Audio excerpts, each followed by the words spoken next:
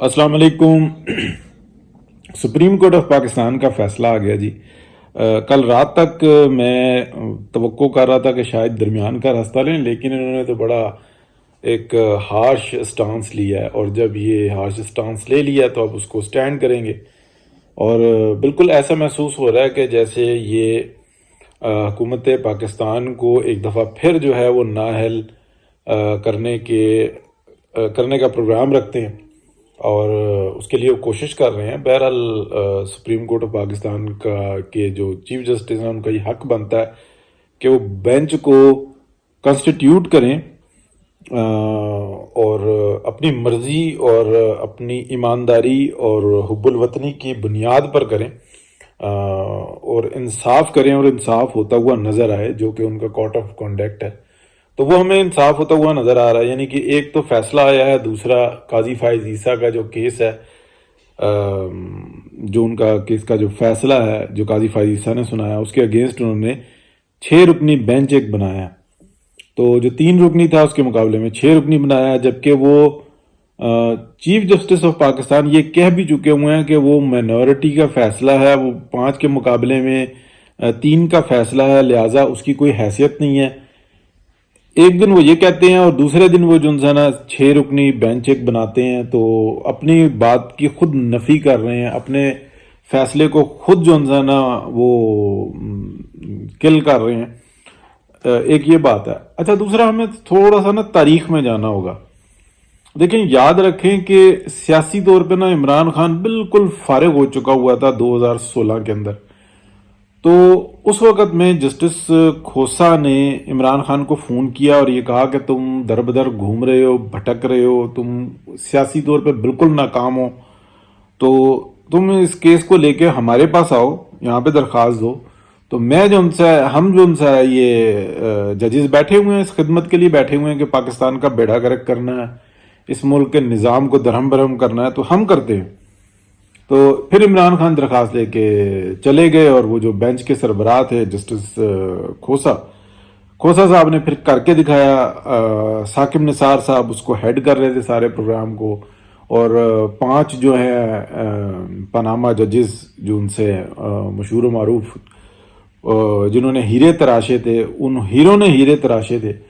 तो बहरहाल फिर इस पाकिस्तान की में जो एक मुंतखब हुकूमत थी उसको चलता किया, फिर इमरान खान को मुसल्लत किया, फिर इमरान खान ने इस मुल्क का बेड़ा गर्क किया, इस मुल्क के ऊपर कर्जों का बोझ डाला, और पैसे कहाँ गए तो ना जजेस कहते हैं कि हमसे कोई सवाल करो, ना हमारे इस्टेब्लिशमेंट कहती है हमसे कोई सवाल करो, और ना जजेस ये कहते हैं कि इमरान खान से कोई सवाल करो। कोई केस आ जाए हमने उसको रिलीव ही देना।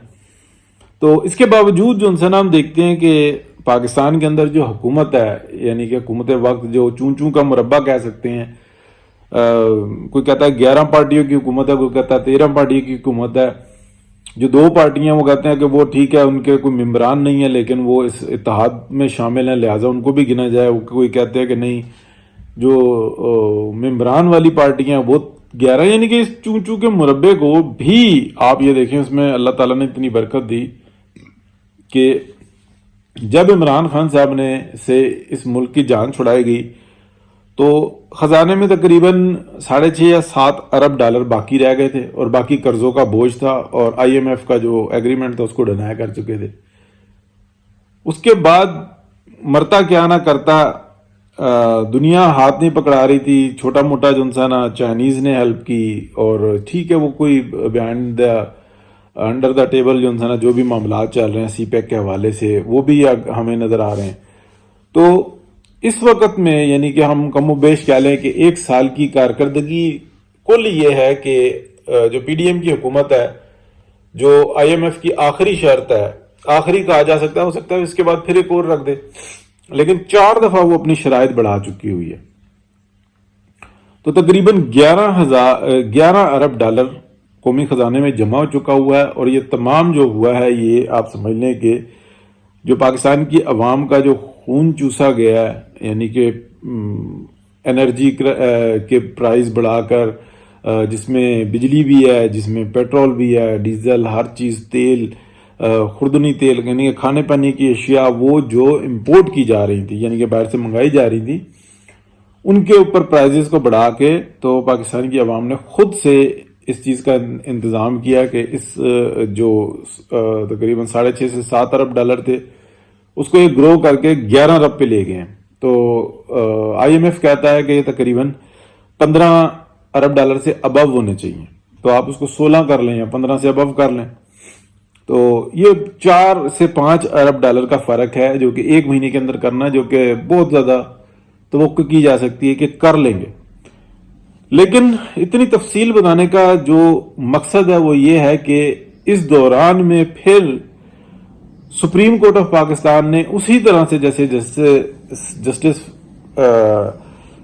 کھوسا نے، آصف سعید کھوسا نے، منوس جو جن کے سسر تھے نسیم حسن شاہ جسٹس، جنہوں نے بھٹو صاحب کو پھانسی دینے میں ان کا بھی ایک آپ کہہ لیں کہ بینچ کا حصہ تھے، ان کے داماد آصف سعید کھوسا نے اس ملک کا جس طریقے سے بیڑا گرک کیا، اس ہی طریقے سے ابھی ہمیں یہ نظر آ رہا ہے کہ جو موجودہ چیف جسٹس ہیں انہوں نے پھر جو انسانہ اپنا کردار ادا کیا ہے کہ یہ سیاسی معاملہ نہیں ہے.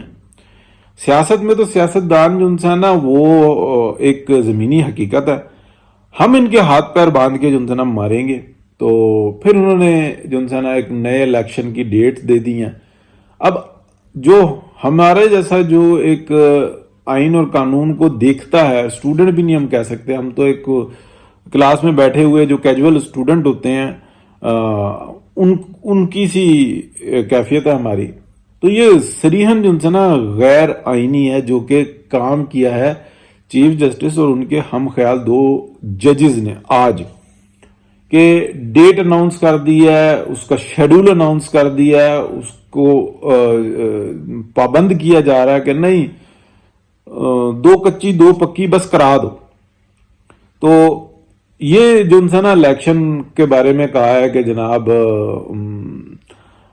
30 اپریل سے اور 15 مئی کے درمیان کروا دو، تو بھائی اس طریقے کا تو آئینی طور پہ سپریم کورٹ کا اختیار ہی نہیں ہے کہ وہ ڈیٹ دے سکے، شیڈول دے سکے.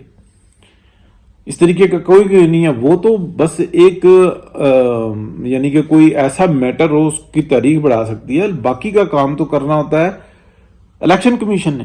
تو الیکشن کمیشن کے نظام کو درہم برہم کر دیا، حکومت کے نظام کو درہم برہم کر دیا. لیکن جو بات ہے سمجھنے والی وہ یہ ہے کہ یہ 2017 نہیں ہے، یہ 2023 ہے.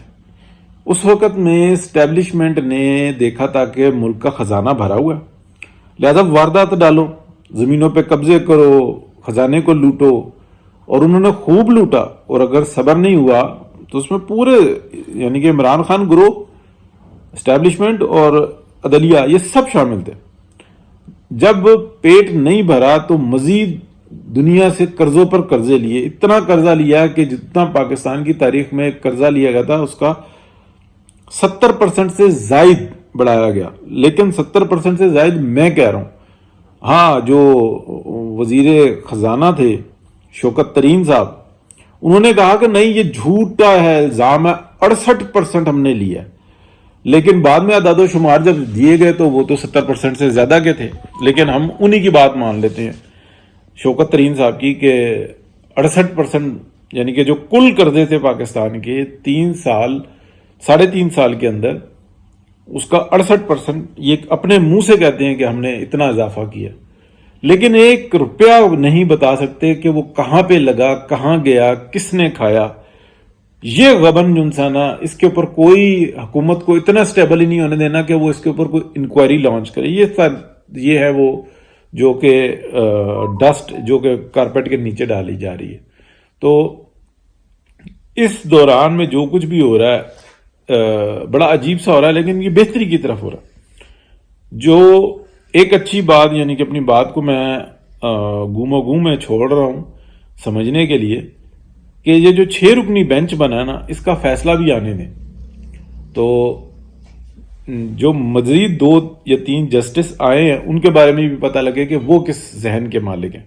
بے شک کہ بندیال صاحب نے ہی اپنی مرضی سے زور زبردستی سے حکومت کے ساتھ جھوٹے وعدے کر کے یا حکومت کو بلیک میل کر کے وہ اپنی صف میں 3-4 ججز کا اضافہ کر چکے ہوئے ہیں، تو دیکھ لیتے ہیں وہ بھی کیا کرتے ہیں۔ ہر بندہ اپنا کام جو کر رہا ہے وہ اسی کا جواب دے ہے۔ تو اس کے ساتھ ہی میں اجازت چاہتا ہوں جی، دیکھتے ہیں، بڑا اچھا وقت ہے، ابھی فیصلہ آ رہا ہے، شام تک اور وضاحتیں آئیں گی، بہت مزہ آئے گا۔ اللہ حافظ۔